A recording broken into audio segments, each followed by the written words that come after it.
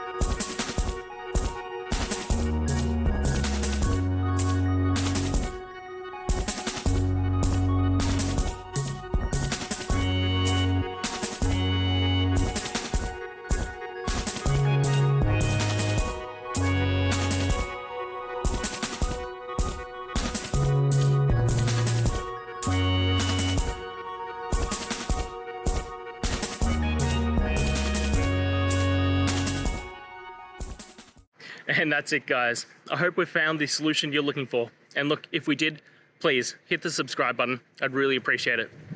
And until the next time you need technical help, I hope you have a good one.